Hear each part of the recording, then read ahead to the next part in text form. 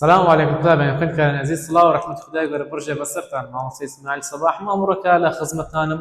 بۆ ڕوونکردنەوەی یەکەم بابەتی بەشی نمونەی ئەدەب لە ڕێزمانی کوردی پۆلی نوێمی بنەڕەتی قوتابیانی بەڕێز لەم ڤیدیۆیەدا بۆ ئاگاداریتان سەرجەم بابەتەکانی بەشی نمونەی ئەدەب لە وەرزێکە وەرزی دوم ڕوون دەکەینەوە بۆ پرسیارە وزارەکان کە لە بەشی نمونەی ئەدەب هاتوونەتەوە پرسیارەکانیش چی دەکەینەوە بۆ ڕوونیان دەکەینەوە یەکەم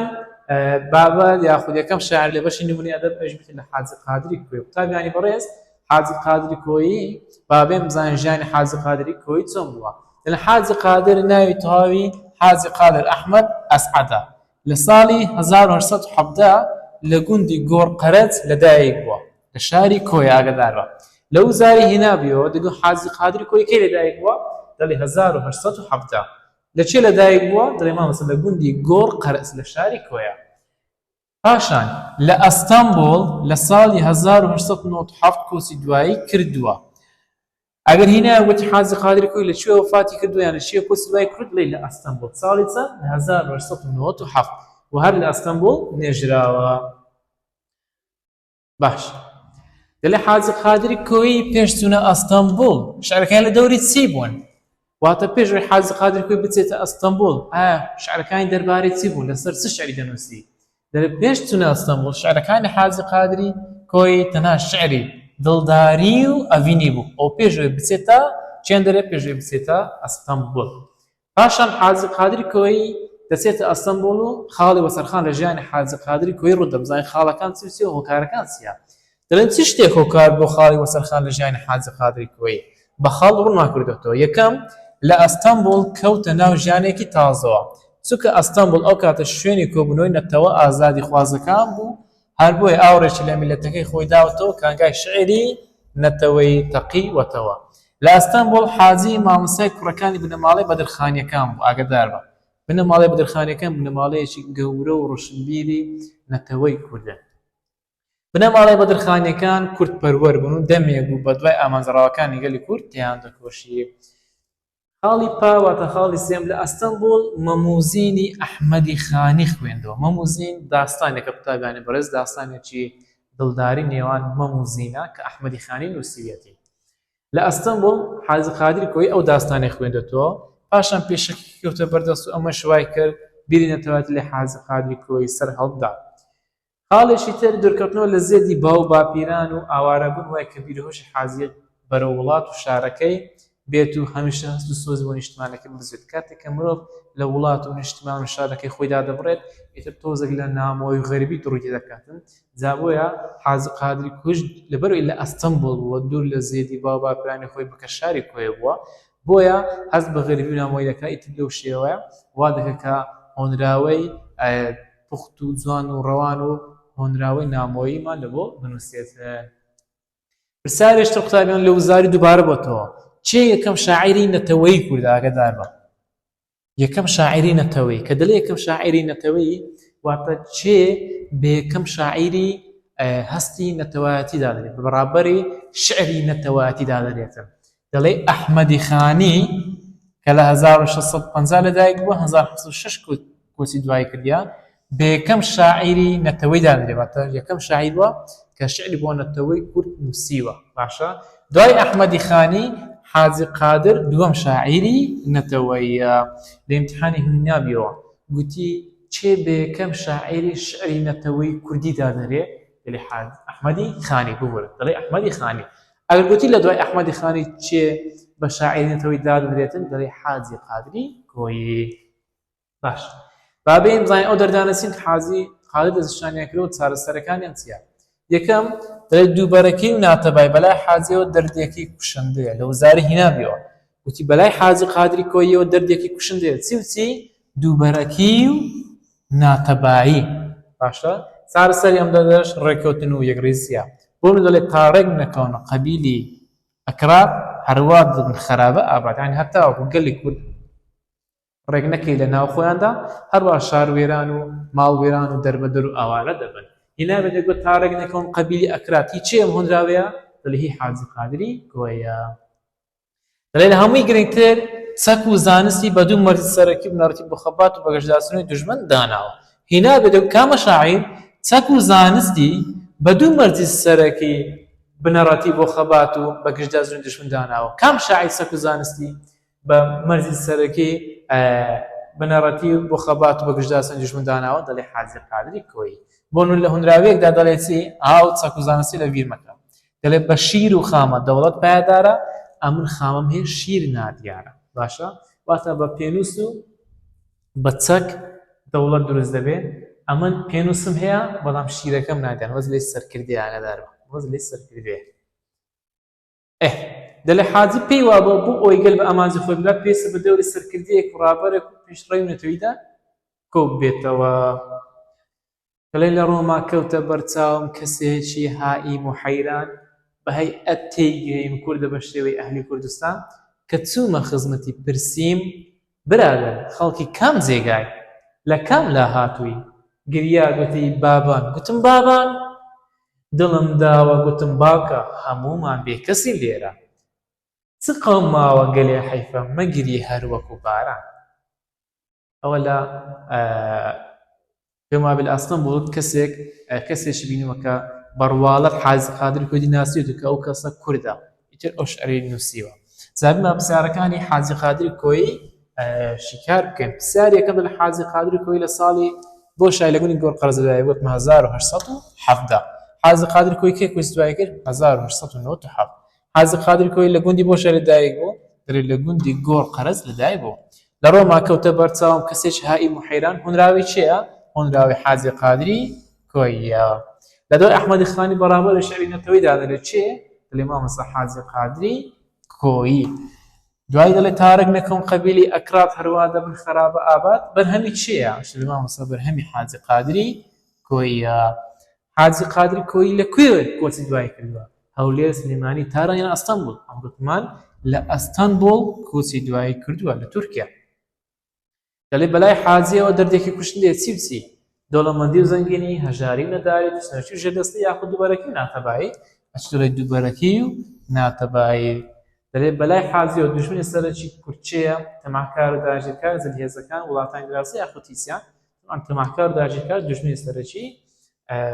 کوردە بەلای حاجی قادری کۆییەوە دەڵێ هونراوی بە شیر و خامە دەوڵەت پایدار ئەم خام هێ شیر نادیاری هیچ هەیە هی حاجی قادری کۆییەوە لە کۆتایش دەوڵامی نمونەیی دانراوە بابەتی دوومان بریتە لە وەلی دێوانە لە 1745 لەدایک بووە لە 1801 کۆچی دوایی کردووە ناوی تەواوی چییە؟ ناوی تەواوی میرزا محەممەدە وەلی دێوانە ناوی تەواوی میرزا محەممەدە هەندێک دەڵێن ناوی ڕەزا کوێخە حەمەیە لە ساڵی 1745 لە ناوچەی بەکراوە ئاگدار بە لە ناوچەی بەکراوە لە شوێن دەڵێن لە هەڵەبجە لەدایک بوو لە تیرەی میکایلە و لە خێڵی زافە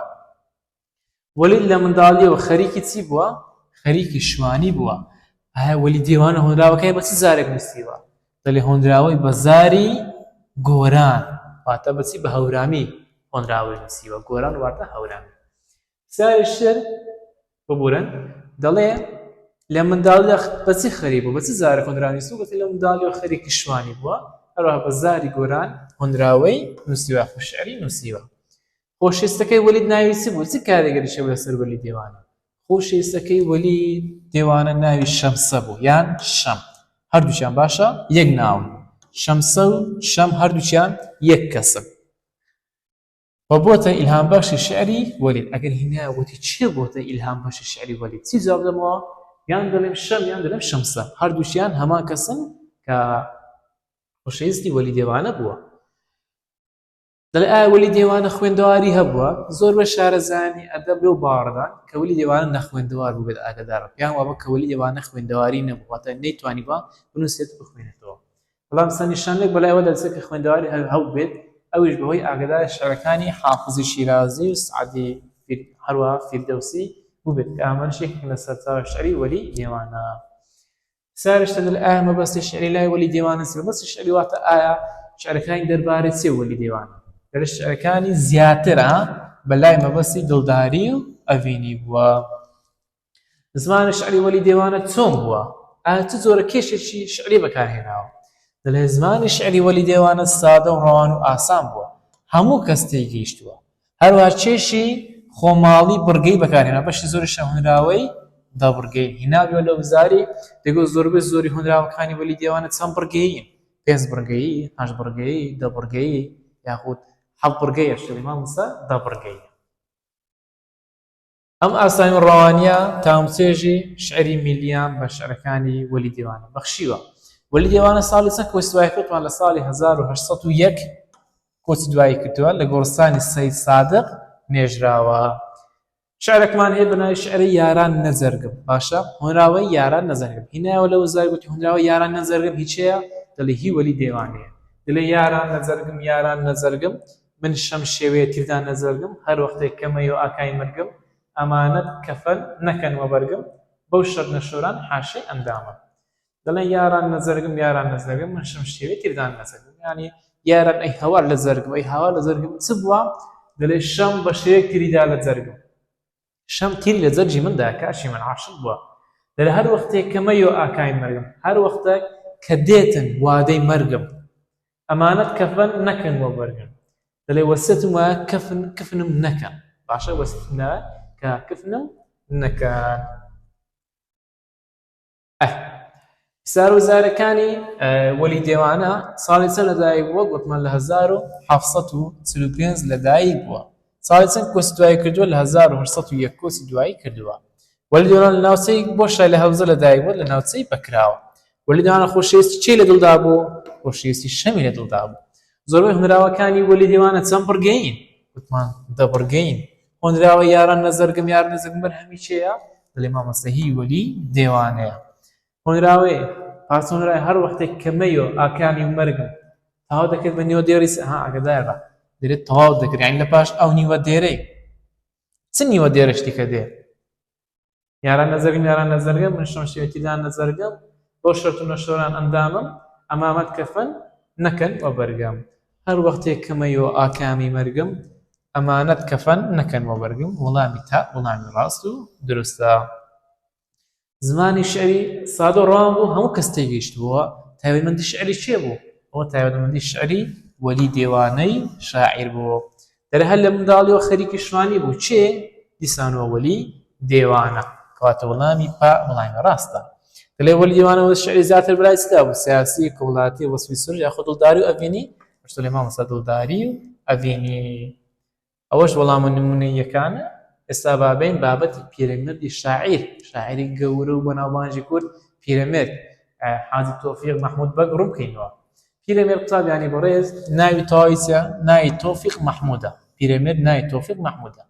لە 1967 لەدایک بووە لە چێ لە سلێمانی لە 19 حوزەیرانی 1950 لە 1950 کۆچی دوای کردووە لە گردی مامەیارە گردێکە لە شاری سلێمانیە لێوەندەر نێژراوە دەڵێ پیرەمێرد چ پۆستێکی هەبوو دەڵێ بوو بە قایمقامی جۆڵەمێرگ دواتر دەبێتە پارێزگاری ئەماسیە لە تورکیا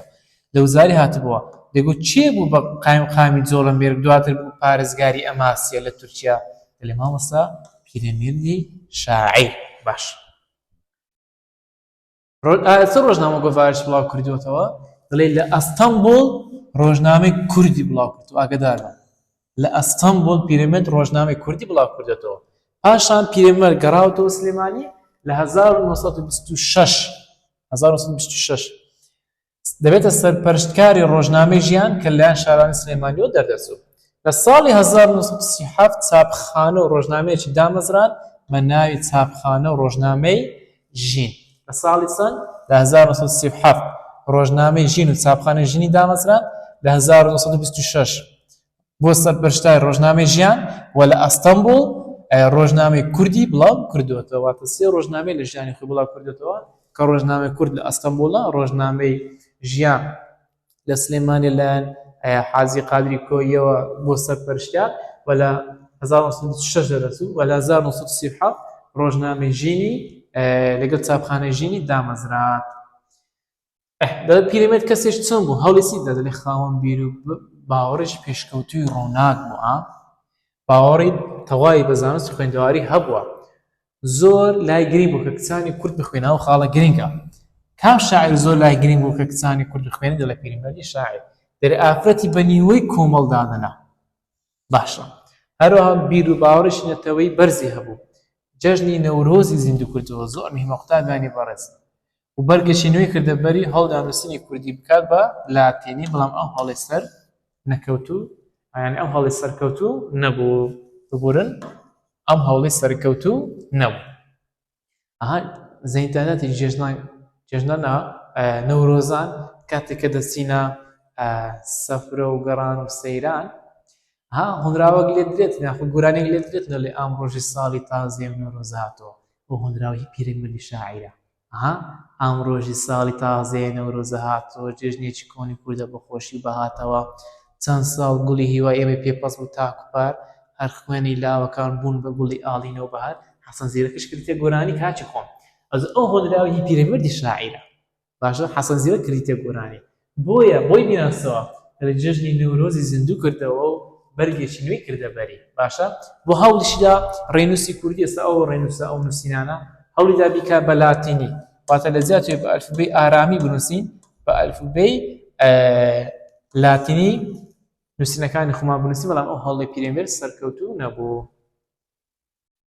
باش دەڵێ ئایا پیرەمێرد تەنها لە شعردا دەستێکی باڵای هەبوو لە نەخێر لە پەخشانیشدا دەستێکی باڵای هەبوو تابیان پیرەمێرد لە پەخشانیشدا کەسێکی زۆر زیرەک و بەتوانە و لێ هاتوو بوو دەتوانێت پەخشانی زۆر باش بتە و نازار بنووسیتەوە لە زۆربەی پەخشانەکانی سادە و بێگەرد بن و مۆرکی ڕۆمانتیکیان پێوە دیار بوو ئاگادار بە هەروەها هەموو ڕەگەزەکانی ڕامبێژی بەکارهێنان لە نووسینە کوردیەکی بەتی دەبینرێواتە لە نووسینەکانی پیرەمەردی شاعیر وشەکانی ساف کوردیە خۆی بۆ دەرگرتووە لە وشەی بێگانە وشی عەرەبی و تورکی و فارسی هەوڵداوە زیاتر وشەی چی بەکاربێنێ هەوڵداوە زیاتر وشەی کوردی پەتی بەکاربهێنێت باش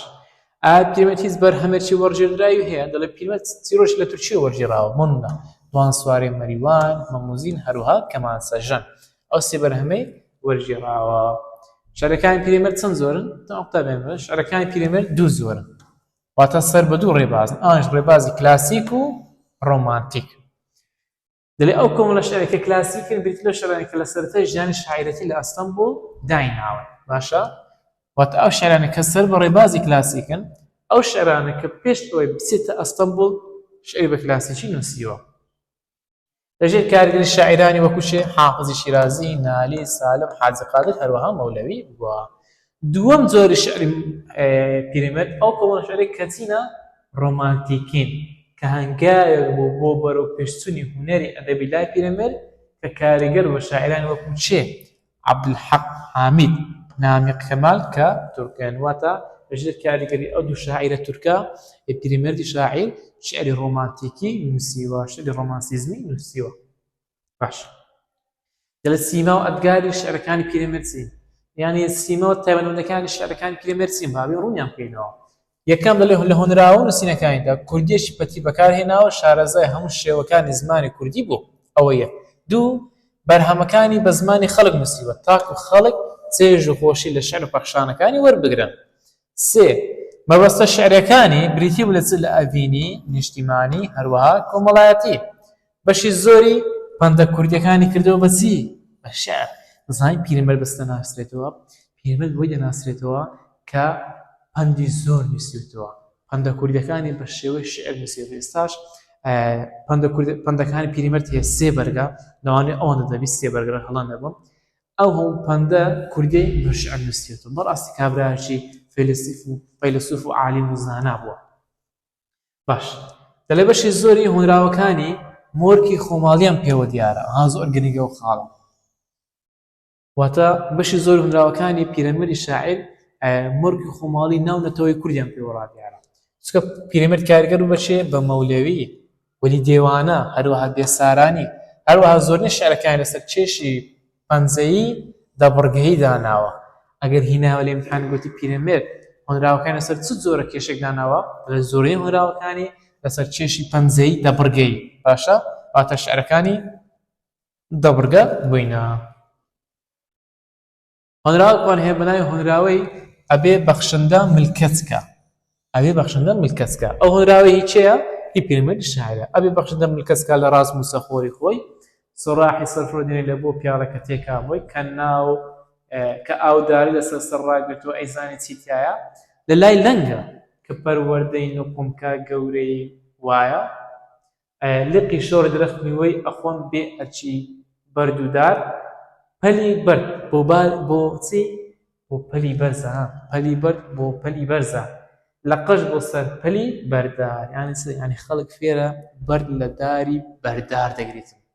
خەڵک بۆ ئەوی بەرهەمی دارێک لێ بکاتەوە بەرد دەگرێتە بەرهەمەکەی لێ بکاتەوە تاوانمات واتە شتێکی هەیە لێدارەوە پێم پرسیارەکانی پیرەمەری شاعیر ڕۆبکەینەوە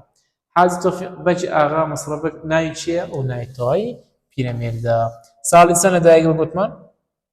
گوتمان لە 1967 لەدایک بووە ساڵی چەند کۆستوای کردیا لە 1950 کۆستوای کرد لە چێ لەدایک بووە لە شاری سلێمانی لەدایک بووە لە ساڵی 1937 پیرەمێرد چاپخانە و ڕۆژنامەیەکی دامەزرا بە ناوی چێ بە ناوی چاپخانە و ڕۆژنامەیەکی دامەزرا بە ناوی چێ بە ناوی چاپخانە و ڕۆژنامەی ژین باشە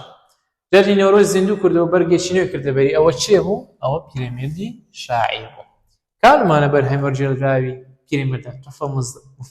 مزەفەریە تۆفە مزەفەریە بەرهەمی ئەگەر هەڵە نەبم هێمنکریانی وەرگێڕاوە کەمانچەژان شیرین و خەسوور یانە شیچیان ئەمەش دەڵێن کەمانچە ژان پیرەمێرد شەیدای شەعرەکانی چێ بوو ببورن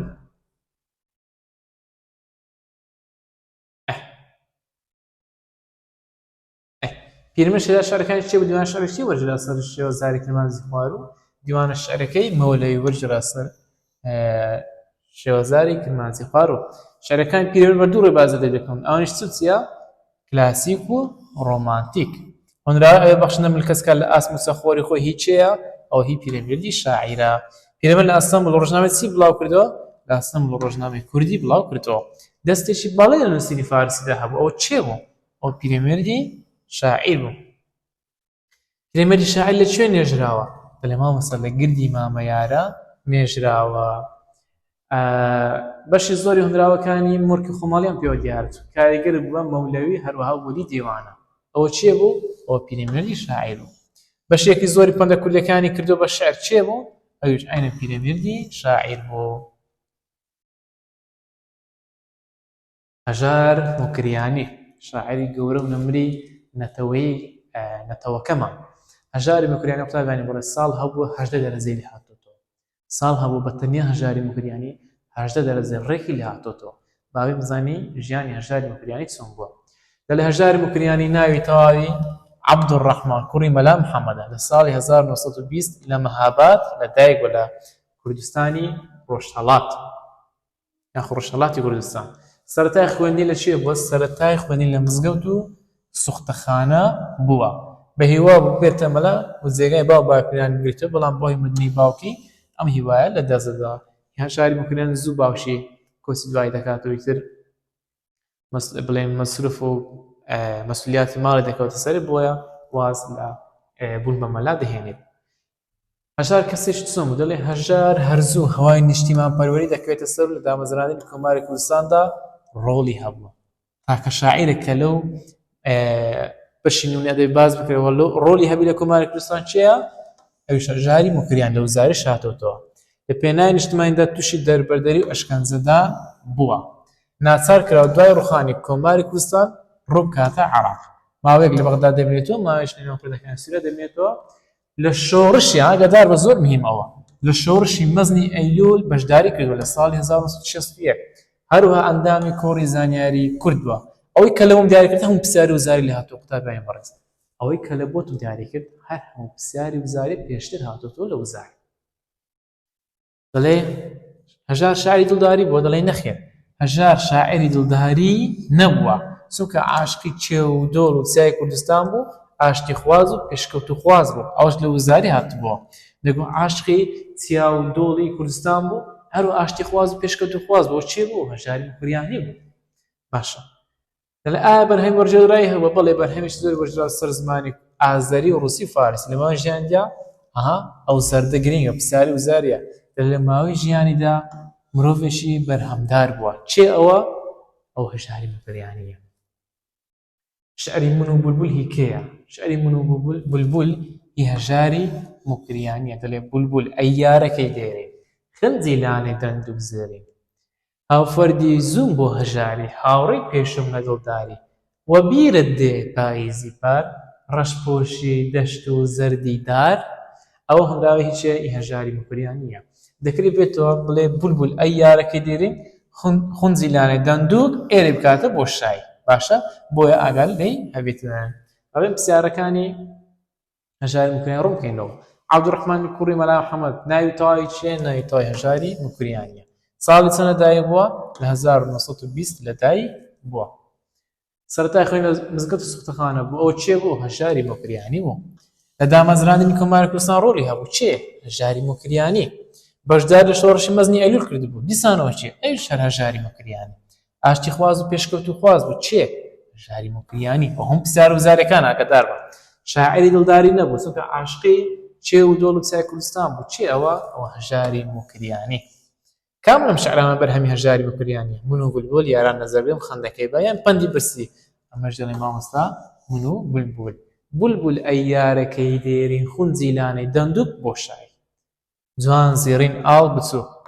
دەڵێ مامۆستا زێڕینەها دێرین زێڕین وە بیرت دێ پاییزی پار ئەوە تەواوکارەکەی دی لە ژیانیدا مرۆڤ کەسێکی بەرهەمدار بوو چێ دەڵێ مامۆستا هەژاری مکریانی هاوفەردی زووم بۆ هەژاری پاشان چی هاوڕێی پێشوم لە دڵداری ئەوە تا وەڵامی تا وەڵامی ڕاستە هەژار مکریانی ساڵی چەند کۆستوایی کرد دەڵێ مامۆستا لە ساڵی ببورن دەڵێ مامۆستا لە ساڵی 1991 کۆسی دوایی کردووە باش هەژار شاعیر لە چێ لەدایک بووە سلێمانی مەهاباد کوێ سەردەشت دڵێ مامۆستا لە مەهاباد ڕۆژهەڵاتی کوردستان لەدایک بووە لە پێناوی نیشتمان تووشی دەربەر دەروێشکەن زەندا بووە ناچار کرا دوای ڕووخانی کوماری کوردستان ڕووبکاتە عێراق ماوەیەک لە بەغدا ببینێت ئەوە چێ ئەوە هەژاری مکریانی بەستە زمان بوو تەمان کتێبێکی هەیە کتێب هەژاری مکریانی بناوی چێشتی مجێورە کتێبێکی ئەوەندەی بەرگەکەی سۆرە ئەو کتێبە بخینەوە بەڕاستی شتێکی زۆر دانسقەیە ژیانی هەژاری مکریانی بەخۆی نووسیوتەوە ژیانێکی زۆر کولەمەرجی و دەردەسەری و نەداری هەبووە دەرێ وەڵاهی جاری وا هەبووە نعلم نەبووە لە پێیانکەم ئەوان وەک مەسەڵتان جێرمەوە دەڵێ جاری وا هەبوو نەبوو لە پێیان یان لە پێ بکەم لە مەطعەمێکی ئیشی کردیە ساحێب مەطعەمەکە پێی گوتی بڕۆ فڵانە جێ شتێکم لۆ بینە بەسەر جادەی ڕۆیشتی هەژاری مکریانی بەغاردان ڕۆیشتە چکە نعل لە پێی نەبوو جادەکە گەرم بووە باش ئەوەندە گەرم بووە بەغاردان ڕۆیشتی هاتیتەوە کابرا ساحێب مەطعەمەکە پێی گوتیە وەڵاهی زۆر بەغاری هەژار هەموو جارێ لە مدووە ئەتوی دەنێرم ئەزە بەسەر هاوشتی وای گەلەگەلە خۆشیە ئەزە ژار دەرێت تەفەرموو ئەمە وا بەخۆم لاقم بریندارە لاقم دەستی لە بەرەو گەرمایە بەغاردان چیمە هاتیمە ئەوش دەڵێ وەڵاهی هەموو جارێ ئەتوی دەنێرم شتی زۆر بەڕاستی دانسقەی تێدا لە ئەو چێشتی مزێورەی هەژاری مکریانی بێن شاعیرش تر بکەنەوە ئەویش دیلان محەممەد ساڵح دیلان ناوی تەواوی چییە دەڵێ ناوی محەممەد ساڵح ئەحمەد قادرە لە ساڵی 1927 لە سلێمانی لە گەڕەکی گوێژە هاتۆتە دنیاوە محەممەد ساڵح دیلان شاعیرێکی گەورەیەتەوەکەمان هەروەها هونەرمەندیش بووە دەڵێ سەرەتا لە مزگەوتی شێخ بابە عەلی و قوتابخانەی خالیدیە خوێندوێتی تا پۆلیسی ناوەندی خوێندەوە دواتر بووە بە فەرمانبەر بەهۆی بیر و باوەڕ نێتاواتی نیشتمان پەروەریز 2000 تووشی گوتن دوورخستنەوە دەست بەسەری بووە یەکەم هونەراوی لەکەی نووسیوە یەکەم هونەراوی لە بەندیخانەی کووت ئاگادار بە محەممەد ساڵح دیلان واتە دیلانی شاعیر یەکەم هونەراوی خۆی لە بەندیخانەی لە زیندانی کووت نووسیوە زیندانێکە بە ناوی یاخود بەندیخانەیەک بە ناوی بەندیخانەی کووت دیلان کەسێکی چۆن بوو شعرەکانی چۆن دیلان کەسێکی نیشتیمان پەروەر بووە جوانی وڵاتی منەکانی لە شعرەکانیدا ڕەنجی داوەتەوە لە هونەراوەکاندا گرنگیەکی زۆری بە ناوەڕۆک و باری هزری داوە ئەوەش دەگرێت بۆ باری ڕۆشنبیری و هوشیاری ڕادەی بەشداریکردنی بستنەوەی پێشکەوتنخوازی نەتەوەییدا باش لە چیدا دەستێکی بەڵای هەبوو ئاگادار بە ئەو زەردە پرسیاری و زاریە دەڵێ لە ڕەمز و بەکارهێنانی هێمادا دەستێکی باڵای هەبوو دیلانی شاعیر لە وەزاری هاتبووە لێو کام شاعیر لە ڕەمز و بەکارهێنانی هێمادا دەستێکی باڵای هەبوو دیلانی شاعیر هێمان بەکارهێنان چونکە لەبەر ستەم و زۆرداری ئەو سەدەوە نەیویستووە لەبەر ستەم و زۆرداری ئەو سەدە مەبەستەکانی ئاشکرا دیار بێت ئەم هێمانە زۆرێک لە هونەرمەندی ڕەنجینی بە شعرەکانی بەخشیوە ناوەڕۆک مەبەستە شعرەکان دیلانی شاعیر سووسیە خاڵ یەکەم جوانی سروشت دڵداری و جوانی ئافرەت هەروەها نیشتیمان پەروەری و نەتەوایەت جوانی سروشت چییە لە بابەتی جوانی سروشت شعرەکانی مەولەی گۆرانی پیرەمێرددا ڕەنگی داوەتەوە کە شێوەی هونەری ڕۆمانتیکی لە خۆ دەگری ئاگادار بە. شاعر شەیدای سروشتی جوانی کوردستان بۆ باش دڵداری جوانی ئەفرەت لە بابەتی دڵداری جوانی ئەفرەت هەست و سۆز لە هونەراوەکانیدا دابینرێتن. نیشتیمانپەروەری نەتەواتی دەڵێ بابەتی نیشتیمانپەروەری نەتەواتی لە شەی شاعرانی کلاسیکی وەکو نالی، سالم و حاجی قادر کۆی، ئەحمەدی خانی و هەروە ئەحمەد مختار جاب ڕەنگی داوەتەوە. یەکێک بوو لەو شاعرانە کە پەروەردەی بزنەوەی نیشتیمانپەروەری ئاگادار بە کە پەروەردەی بزنەوەی نیشتیمانپەروەری ئازادیخواز دوای جەنگی جیهانی دووەم بووە. هۆنراوەکانی دیلان ئاگادار بە ئاوێنەی ڕوونی خەباتی ئازادیخوازان نەتەوەی گەلەکەمان کردیە پرسیار دەگۆ هۆنراوەکانی بۆ شاعیر ئاوێنەیەکی ڕوونی خەباتی ئازادیخوازانە و نەتەوەی گەلەکەمانە. هۆنراوەکانی چییە؟ دەڵێ مامۆستا هۆنراوەکانی ئەسەو زلۆ دیارە دەکەم هۆنراوەکانی دیلانی شاعیر. لەڕووی چێژ سەروار شارەکانی دیلان چۆن تاالێ لەڕووی چێژ سەروار شارەکانی دیلان چێشی بڕگەی بە چێشی بڕگەی هۆنراوەی نووسیوە. هەروە سەروای دێڕی مەسنەوی مەسنەوی واتە دوو دێر ئەوها دوو دێر ئەو پێدەن سەروای مەسنەوی. لە کۆتاییەکەی ئێرە بوون لە کۆتاییەکەی ئانەیە ئەوش کۆتاییەکەی ئانەیە. ئێرە کۆتاییەکەی یێنەیە بۆ نمونە یێنێ ئەوەی دیکەش کۆتاییەکەی یێنێ یعنی ئەوە دوو خەت کۆتاییەکانی وەچیەک ئەو سەروای مەسنەویە. چونکە هەستی بە ڕەسەنی و خۆماڵەتی کێشەکە کردووە. دەڵێ جگە لە شێعر بەهرەیەشتری هەبووە دەڵێت جگە لە شێعر ئەستێرەیەکی درۆشاوی ئاواز و گۆرانی کوردی بووە دەنگخۆش و مەقامزانێکی کەم هاوتا بوو. تابیان هۆنراوەکەمان هەیە هۆنراوەی بوونە دەڵێ لە چێ بپرسن سوراخی ڕاستی ئەو هۆنراوەی دیلانی شاعیرە. بەڵام باسی ئەوەی ناکەین بەخۆی دیلانی شاعیر بێزلۆی کە شاعیر بووە ئاوازدانەر و هونەرمەندێکی بەتوانا بووە. ئێستاش بنووسە لە یوتیوبی حەز دەکەیت دوای لە خۆت بگەڕێ بنووسە حەمەد ساڵح دیلان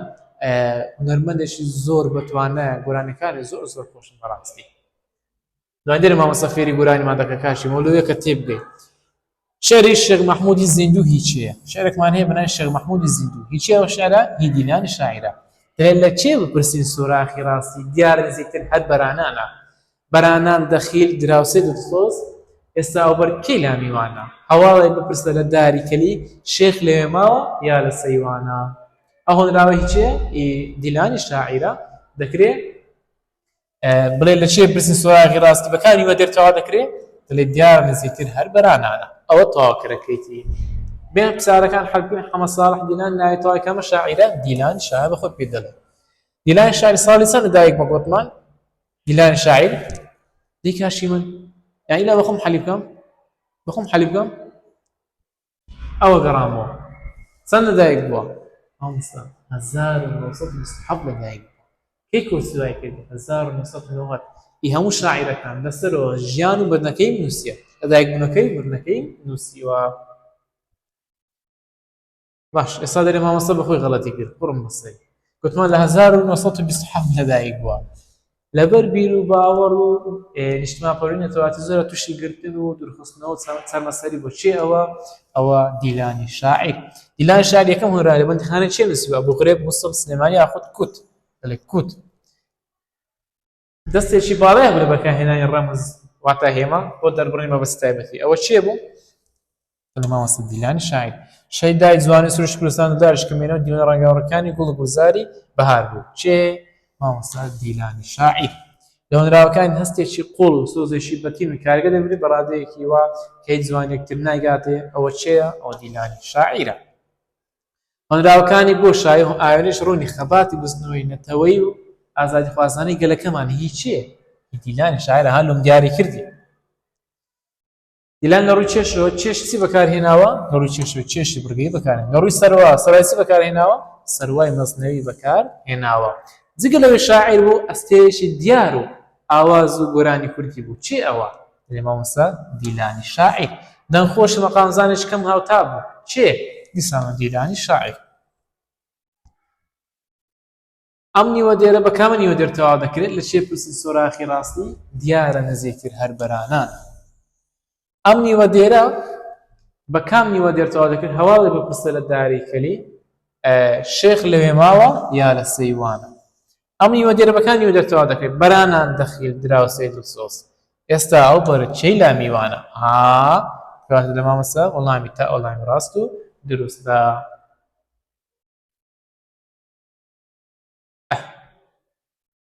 سەبری بۆتانی قوتابیانی بەڕێز سەبری بۆتانی لە 1925 لەدایک بوون لە 1998 کۆسیبایی کردیە دڵێن سە لە سەبری بۆتانی لە 1925 لە گوندی دەلۆ لە باژێرێ سێرت واتە لە شاری سێرتێ لە کوردستانی تورکیا لەدایک بووە باشە لە مزگەوت دەستی بە خوێندی کردووە دەستی لە خوێندن هەڵگرتووە خەریکی خەباتی کوردایەتی و خزمەتی وڵات بووە لە ساڵی 1946 ئاگدارەوە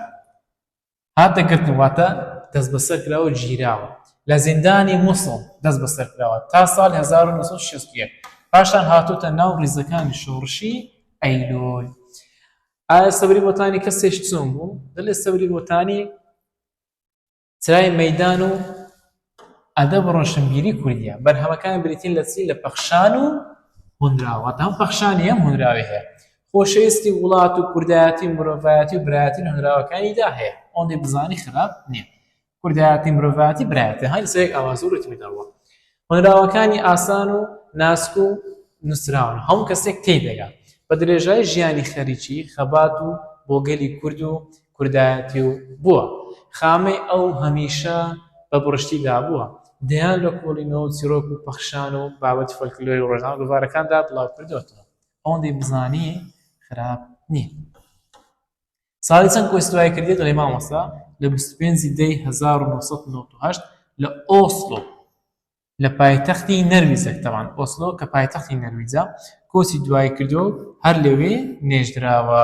ئەگەر هیناگوتی سەبری بۆتانی ساڵی چەند لەدایک بوو دەڵێ 1925 باشە لە گوندی دەلۆ لە باژێرە سێرتێ ناوچە یاخۆ لە شاری سێرتێ لە کوردستانی تورکیا تەبان کەی کۆچی کرد دەڵێ مامۆستا لە 1998 کۆچی کرد لە ئۆسلۆی پایتەختی نەرویج باش شعرەکەی چێوە بە بۆنەی چێوە نووسیوێتی شعرەکەی بە بۆنەی دەستپێکردنی شۆڕشی نوێ نووسیوە دەڵێ عاشقان پەردە دڕاندن چەپ و ڕاست نامە لە پێنامی شادن چەپ و ڕاست پێیک و مزگێنێ دەهاتن پێل پێل بە ئاوازە نووسراندن چەپ و ڕاست جوتیار و ڕەنجبەر و پاڵان شەڤ و ڕۆژ دەمی هەڤڕەواندن چەپ و ڕاست ئەو هەراوەکەی سەبری بۆتانیە بێم پسار وزارەکانی حەل بکەین سەبری بۆتانی ساڵی چەند لەدایک بووە ساڵی 1925 سەبری بۆتانی ساڵی چەند کۆچی دوای کردووە لە ساڵی 1998 لە مزگەوت دەستی بە خوێندی کردو بەڵام دەستی لە خوێندن هەڵگرتووە خەریک خەباتی کوردایەتی و نەتەواتی خزمەتی وڵات بووە ئەوە چییە ئەو سەبری بۆتانی